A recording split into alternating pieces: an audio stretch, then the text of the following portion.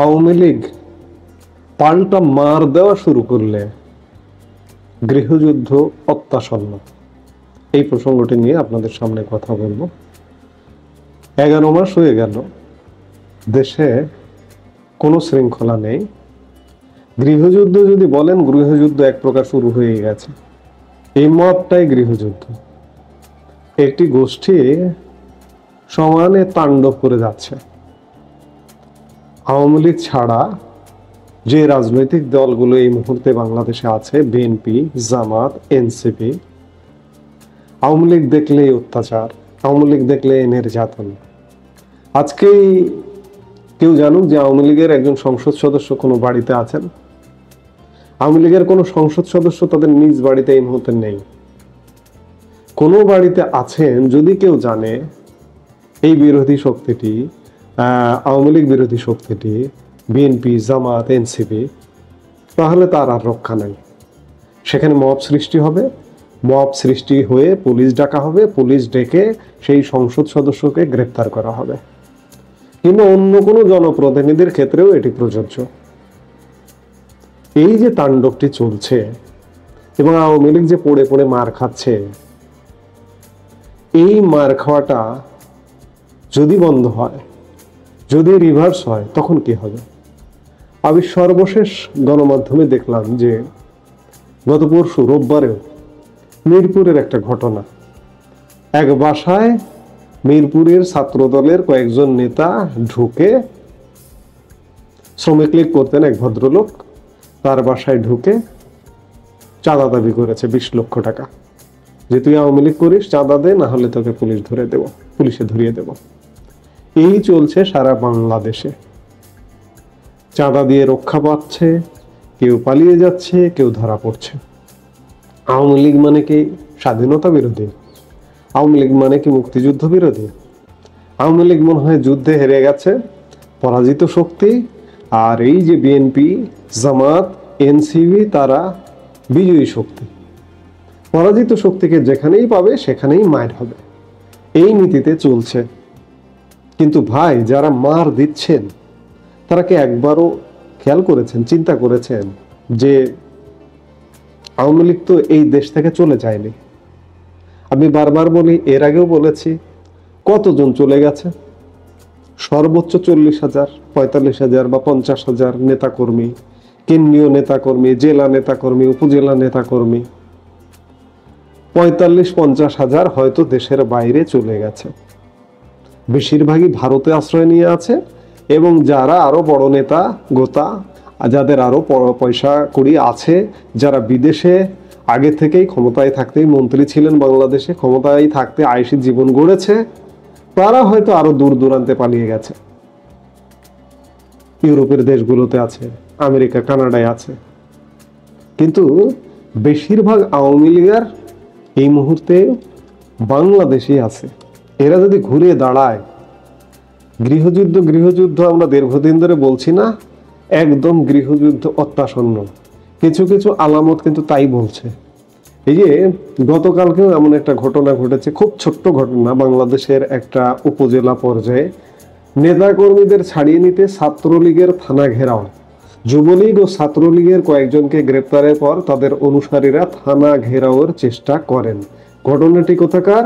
মানিকগঞ্জের সাটুরিয়া উপজেলায় গ্রেপ্তার হওয়া উপজেলা আওয়ামী লীগ ও ছাত্রলীগের নেতাকর্মীদের ছাড়িয়ে নিতে থানা ঘেরাও করেছেন ছাত্রলীগের নেতাকর্মী ও গ্রেপ্তারদের পরিবারের সদস্যরা। সোমবার গতকাল সন্ধ্যার পর থানা চত্বরে এ ঘটনা ঘটে। পুলিশ ও স্থানীয়রা জানান, সোমবার বিকেল 5টার দিকে উপজেলা আওয়ামী লীগের সাংগঠনিক সম্পাদক মোহাম্মদ মোশাররফ হোসেন বাঁকা, উপজেলা যুবলীগের সাধারণ সম্পাদক মোহাম্মদ আব্দুল খালেক, সাটুরিয়া সদর ইউনিয়নের 8 নম্বর ওয়ার্ড আওয়ামী লীগের সভাপতি মোহাম্মদ হেলাল উদ্দিন ও উপজেলা ছাত্রলীগের সক্রিয় কর্মী গোলাম রাব্বিকে গ্রেপ্তার করা হয়।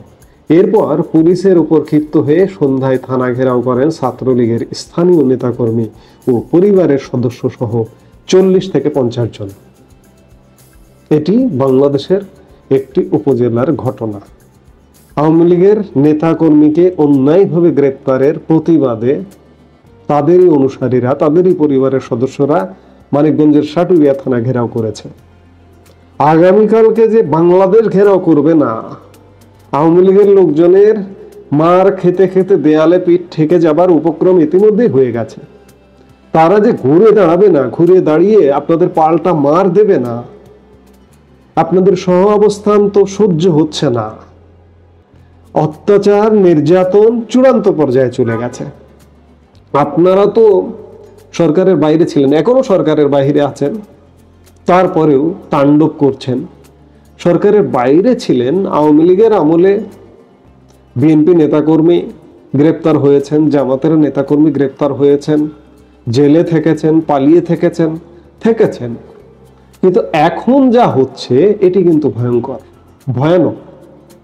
মবের নামে যা কিছু হচ্ছে সেটি ভয়ানক। এটি কিন্তু খুব বেশি দিন চলবে না। ইতিমধ্যে আওয়ামী লীগের নেতা কর্মীর দেয়ালে পিঠ ঠেকে গেছে।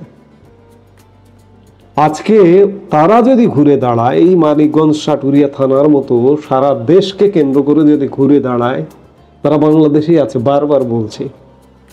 এবং গোপনে যেভাবে আওয়ামী লীগের বড় নেতা কর্মীরা, বড় নেতারা দেশ ছেড়ে চলে গেছে, তারা যদি গোপনে দেশের ভিতরে ঢুকে সংগঠিত করে ঘুরে দাঁড়ায়, তাহলে কি হবে?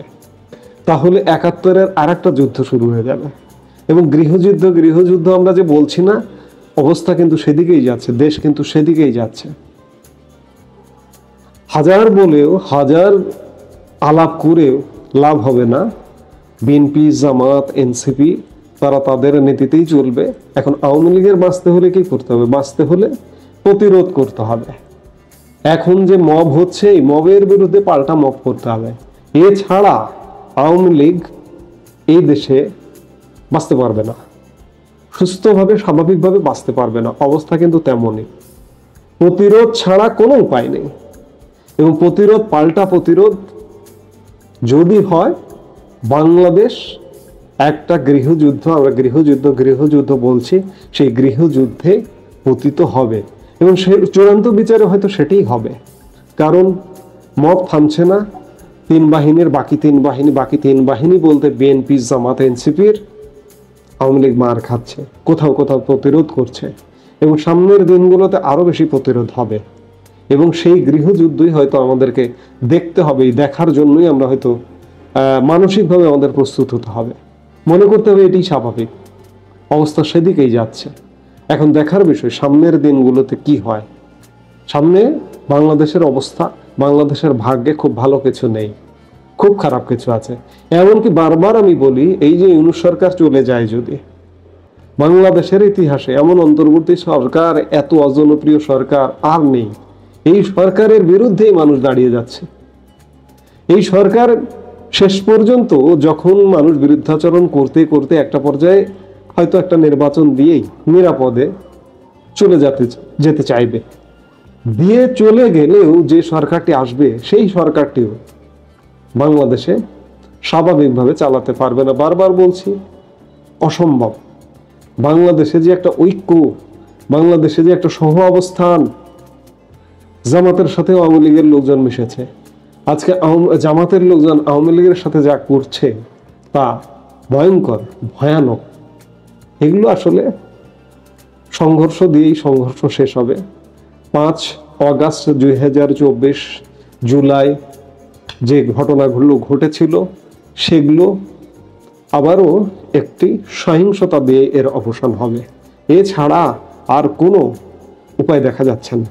এখন দেখার বিষয় সামনে কি হয়, আমরা সেটি দেখব, সেই অপেক্ষায় আছি।